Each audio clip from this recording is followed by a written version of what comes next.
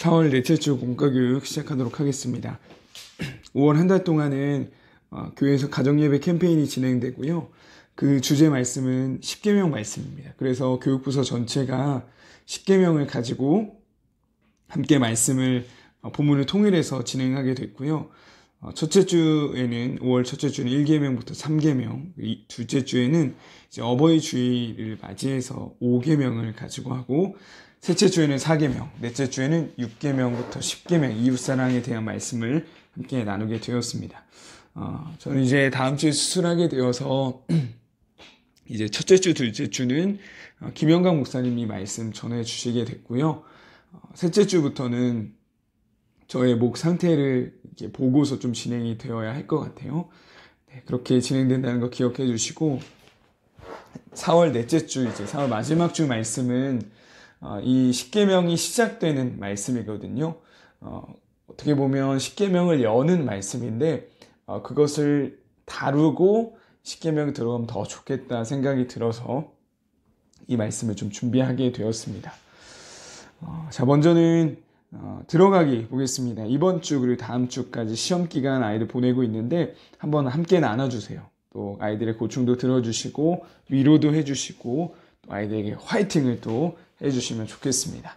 자, 질문과 나눔 보도록 하겠습니다. 첫 번째, 두 번째는 연결해서 보면 좋겠는데, 자, 십계명에서 중요한 것은 누가 주신 것이고 그게 언제 주어진 것인지가 중요해요.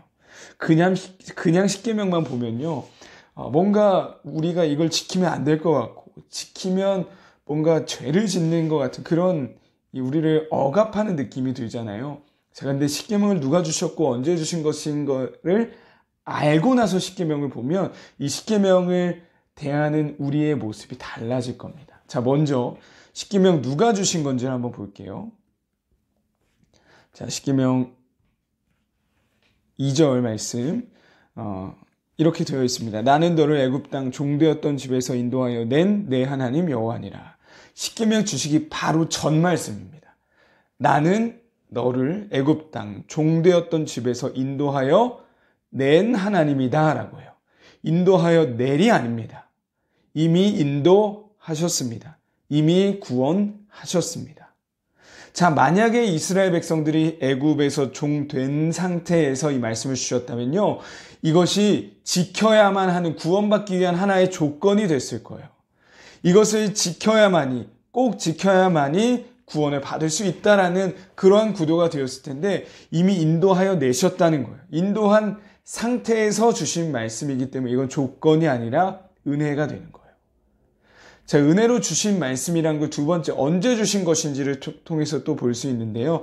자, 19장 1절, 2절을 보면, 자, 어디라고 표현을 하냐면, 이렇게 되어 있습니다. 이스라엘 자손이 애굽 땅을 떠난 지 3개월이 되던 날 그들이 시내 광야에 이르니라. 자, 애굽 땅이 아니라 이미 홍해를 건너서 새로운 역사가 시작된 후입니다. 애굽 땅이 아닌 광야에 있는 시내, 그리고 그 시내 산에서 받은 말씀이에요. 자, 두 가지 굉장히 중요합니다. 십계명은 이미 인도함을 받은, 구원을 받은 새로운 역사가 시작된 후에 주어진 말씀이라는 것. 자, 그래서 이것은 이스라엘 백성들을 억압하려고 주신 말씀이 아니라는 걸 알 수 있어요. 이거 너희들 지키지 않으면 내가 너희를 구원하지 않을 거야 라는 그런 조건이 아닙니다. 이미 하나님의 백성들이고 하나님의 백성이란 울타리 안에 들어온 이들에게 주어진 말씀이 된다라는 거예요. 자, 율법을 주시는 하나님이요, 곧 자유와 구원을 주신 분이라는 거 꼭 기억해야 됩니다. 그래서 이 십계명을 살펴볼 때요, 가장 중요한 건 관계로서 이 십계명을 풀어보는 거예요. 하나님과의 올바른 관계, 사랑과의 올바른 관계라는 관점으로 이 십계명을 봐야지 이걸 지키느냐 지키지 못하느냐라는 조건이나 이런 것으로 본다면 십계명을 잘못 해석하는 겁니다. 자, 그래서 이 십계명이 하나님이 이미 구원하신 후에 주신 말씀이라는 걸 꼭 기억하면 좋을 것 같아요. 자, 그렇다면 하나님이 십계명이라는 울타리를 치신 이유는 뭘까요? 이미 구원받은 이들에게 십계명이라는 울타리를 쳐주신 거예요. 자, 바로 진정한 하나님의 백성다운 삶을 살아가길 원하셨기 때문이에요. 자, 관계로 보자고 했죠. 관계, 하나님과 하나님의 백성이라는 관계가 이루어진다면 이러한 이 계명을 자유롭게 스스로 지키는 존재가 될 거라는 걸 보여주시는 겁니다. 자, 예수님께서도 이런 말씀을 하셨죠. 너희가 나를 사랑하면 나의 계명을 지키리라. 자, 우리가 이 말씀에 복종하고 순종하는 이유는 그것이 조건이기 때문이 아니라 하나님과의 관계 때문인 거예요. 하나님을 사랑하기 때문에 하나님의 말씀을 지키는 겁니다. 자, 십계명도 마찬가지. 하나님의 백성이기 때문에 하나님을 유일한 신으로 두는 거고 우상을 섬기지 않는 거고 안식일을 지키고 부모를 공경하는 거예요. 자, 이런 관점으로 하나님이 십계명이라는 하나님의 백성들에게 주신 울타리라는 것을 기억하면 좋을 것 같아요. 자, 그런데 우리는 흔히 이렇게 생각하잖아요.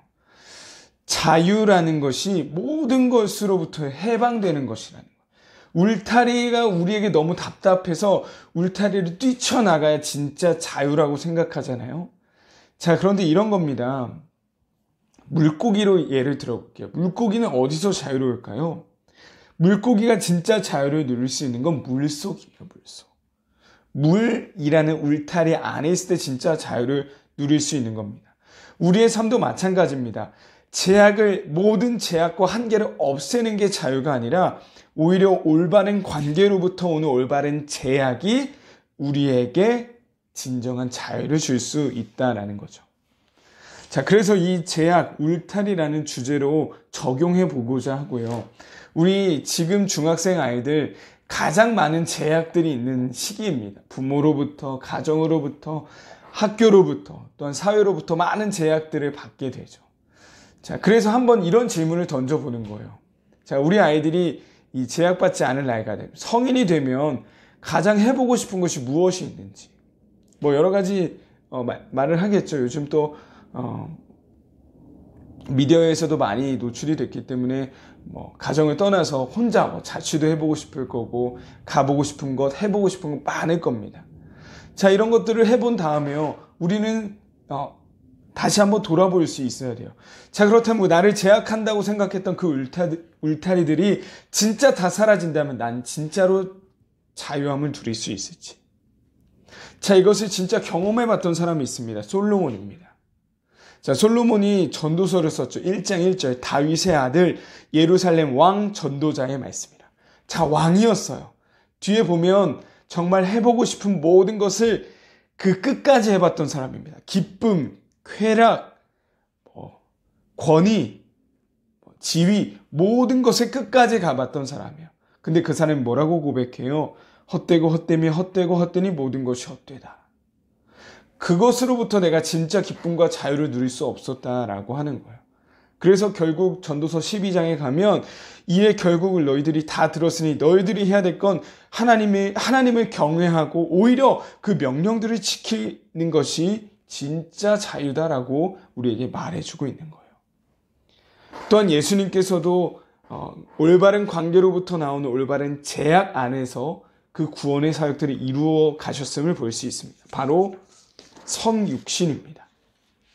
하나님이 정해주신 그 제약된 이 상황 안에서 그것을 순종하며 그것을 통해 구원의 길을 여셨다라는 거죠.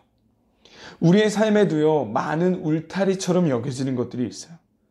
이 울타리는요, 우리가 너무 답답해하고 이것을 뛰어넘어서 진짜 자유를 누리고 싶어 하기 이전에 이 울타리가 없었으면 우리는 진짜 자유를 누리지 못할 겁니다.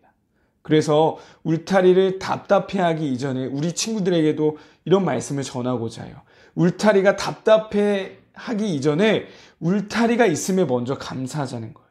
그리고 그 안에서 기쁨을 맛보고 누리는 것이죠. 자, 본문으로 돌아와서 하나님은 하나님의 백성들에게 울타리를 치셨습니다. 이제 하나님의 백성이 되었다는 거예요. 울타리가 있어서 오히려 우리는 안전할 수 있고 그 안에서 뛰어놀 수 있습니다. 5월 한 달 동안 하나님이 쳐주신 하나님의 백성들에게 주신 십계명이라는 울타리 안에서요, 자유함을 맛볼 수 있었으면 좋겠어요. 하나님만을 유일하게 섬긴다는 게 우리에게 얼마나 큰 자유함인지.